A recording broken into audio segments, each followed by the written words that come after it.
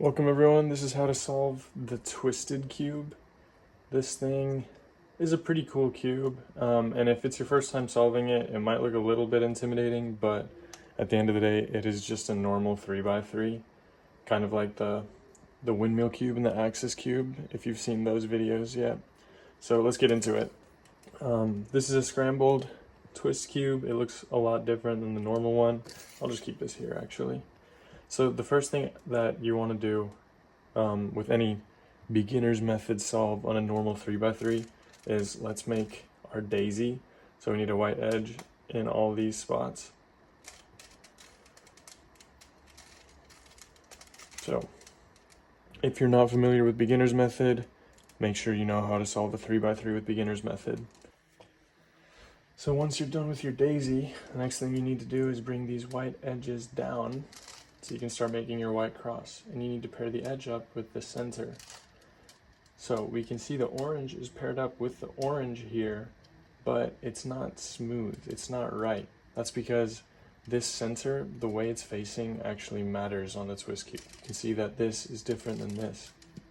So what we need to do is we need to turn the orange center so that these can match up smoothly, and then we'll bring it down. Now this is smooth, as you can see. So then next, what we're gonna do is, we'll do blue next. So this blue center needs to match up with this blue edge. But as you can see, it's not correct. So once again, we'll turn the blue center so that it matches up with this, and we'll bring it down. As you're doing this, you need to make sure you get the right color scheme, because next to this orange, I could have put a red, as you see, but if we have orange and red next to each other, it's wrong. So you need to make sure you're putting the right sequence of colors. It goes green, red, blue, orange. So we have our orange and we have our blue. Next, we know red has to be opposite of orange. So we'll do red next. We need to turn the red center so it faces the right direction. And now we pair these up smoothly. Last but not least, we have our green edge. It needs to go with our green center, and that one's already facing the right direction. So this is our white cross. Now the next step of any beginner's method solve is you need to put these corners in. So we'll find, this is one corner, white, red, green, and we'll put it between the red and the green. So let's do the next corner. Here's one, blue and orange. We'll put it between blue and orange. Let's find another one. Here's green and orange. So we'll put it between green and orange. And then finally, where's the last one? Oh, the last one's already in place.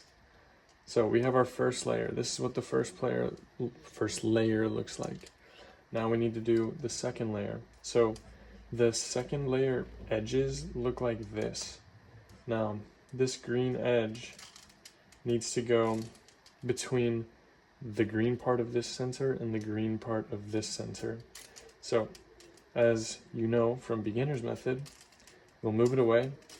We'll do these right hand moves, and then we'll turn it and do these left hand moves. And that puts the green edge right where it needs to be. Now we'll do this orange one. Move it away, since it's already in place. Right hand moves, left hand moves, and then that orange center's in place. And now these red and blues are switched, so we'll have to take one of them out. And now this blue is supposed to go here, so we'll move it away.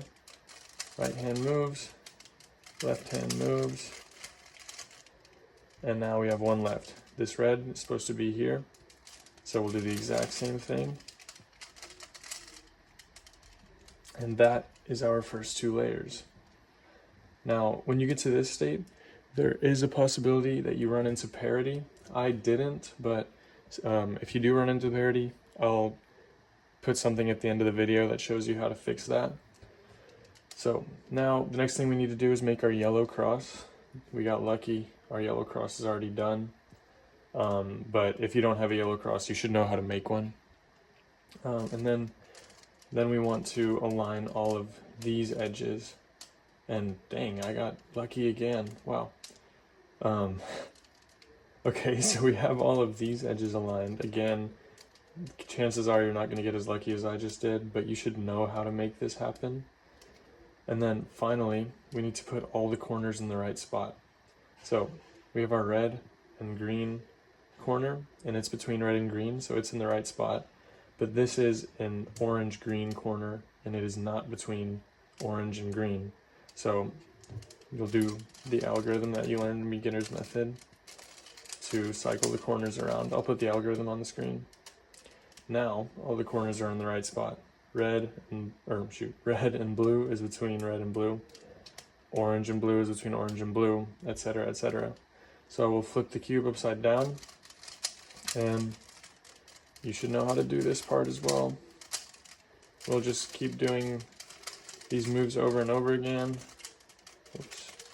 Until we have solved the cube. So this is what your solved twist cube looks like. Now we'll cut to the parity case that you might run into. So after you finish your first two layers, you might run into a parity case where you only have one yellow edge up.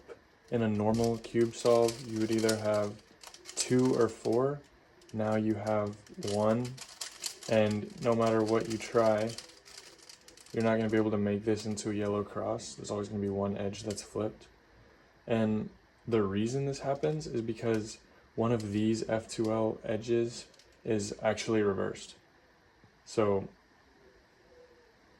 whenever you flip this edge, if you flip it 180 degrees, it actually looks the exact same. So here's the algorithm to fix that. It goes